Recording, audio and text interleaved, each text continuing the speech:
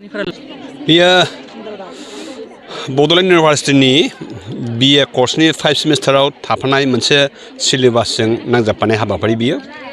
खारन जोंनि बे BA 5 सेमिस्टारावहाय ट्रेडिशनेल फुड हेबिटजों सोमोन्दो थानाय सिलेबास दङ बिनिनो बियो प्रेक्टिकल बायदि इन्टारनेल मार्क्स बायदि बेवहाय जाय गथ'फ्रा जेरैबायदि संनानै खावनानै लाबोगोन जेरैबायदि जोंनो फोरोंगिरिफोरनो बेनि फोरमायथिखौ फारिखान्थिखौ थिगै थागै फोरमायगोन बेफोरखौ जोङो गुदि हमनानैनो बे फरायसुलिफोरनो इन्टारनेल मार्कखौ जों हरनाय जागोन बियो सिलेबासनि बाहेरा नङा सिलेबासनि सिङाव थानानै मोनसे हाबाफारि बे हाबाफारिखौ बर' बिफाना गार्लस कलेज क'क्राझारनि बर' बिफाना थांनाय बोसोरथाम सिगांनिफ्रायनो खालामगासिनो दङ आरो बेखौ खालामलांबाय थानायबो जागोन उनाव बेखौ खालामलांबाय थानाय जागोन बे सिलेबासा जोंनि बर' गथ'फोरनि थाखाय मोनसे मोजां हाबाफारि खारन बेनि गेजेरजों गथ'फ्रा गावनि जे संनो खावनो सोलोंनाय बेनिफ्राय जोंनि दोरोङारि जानाय लोंनायफोरनि फारसे गियान थानाय रोंगौथि मोननाय बेखौ जोङो नोजोर बोनानै बे हाबाफारिखौ लानाय जायो बियो गथ'फोरखौनो मोनसे एन्जयमेन्टबो होनाय जायो खारन जों मिथिगौ जे मानसिफ्रा बा सुबुंफ्रा गाव मावनायखौ गुबुननो फोरमायनो हायोब्ला आरो फोरमायनानै एफा एनै जुदि बाख्नायनाय बा एप्रिसिएसन मोनोब्ला बियो खामानि मावनायनि थुलुंगानि मोनसे फुंखा आरो बे मोनसे एन्जयमेन्ट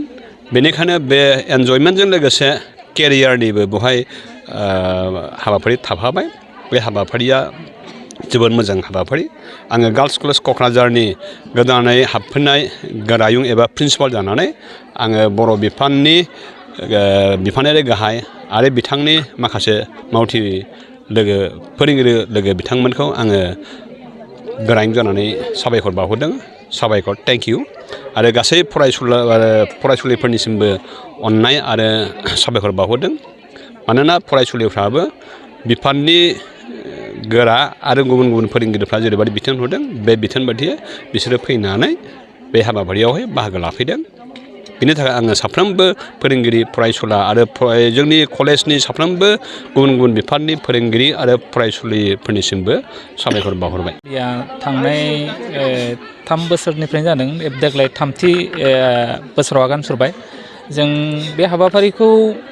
लानायनि मेइन थांखियानो जाबाय जिहेतु बे सिलेबासावबो दंखायो BA 5 सेमिस्टार बर'नि आरो लोगोसे जों मोनसे दानि गोदान लाइमोनफोरा दानि यं जेनेरेसनफ्रा ट्रेडिशनेल जायनाखि फुड जायखौ जों बर'फोरनि दोरोङारि जानाय लोंनाय होनो बिनि सायाव सोरबाया नलेजआ खम जालांबाय रोंगौथिया खम जालांबाय जाहाथे बेफोर बुस्थुआ जोंनि जायनाखि बर'फोरनि जायनाखि ट्रेडिशनेल जानाय लोंनायनि जायनाखि नेमखान्थि बेखौ बानायनायनि जायनाखि प्रसेस बे प्रसेस एबा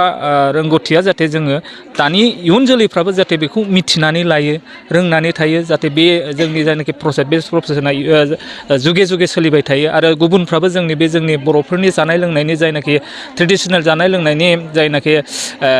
प्रसेस बे प्रसेसखौ मिथियो बर'फ्रा मा जायो मा जाया आरो बेयो जाहाथे जोंनि बर' हारिनि गेजेरावनो थालांबाय थायो जिहेतु जोंनि बर'फोरनि जायनाखि ट्रेडिशनेल जानाय लोंनाय बे जानाय लोंनाया बिराद मा होनो साइन्टिफिक माने देहा खहा खालामि गोजा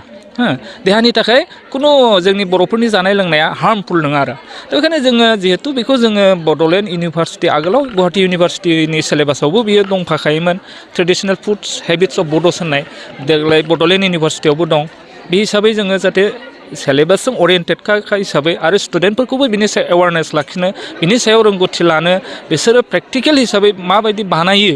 बेखौ जाहाथे गावसोरबो रोङो आरो गुबुनफोरनो दिन्थिनो हायो बेफोर साननानै जों बे हाबाफारिखौ लाबोबाय थानाय जादों आरो देग्लाय बे बोसोरथामाव आगान सुरबाय आरो